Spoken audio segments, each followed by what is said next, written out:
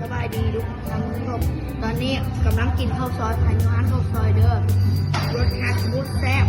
กระเบิงฟังเสียงชื่อว่าฮันเมนซุปข้าวซอย บางห้องพวกเป็นอาหารหาเราเนาะ คืออาหารห้าดาวเลยแต่บริเวณตรง อืม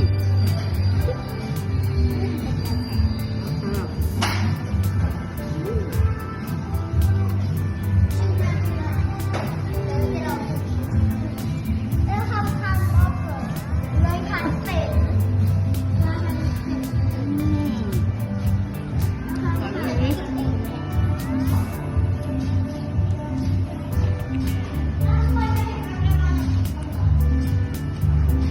ทำหนึ่งค่ะ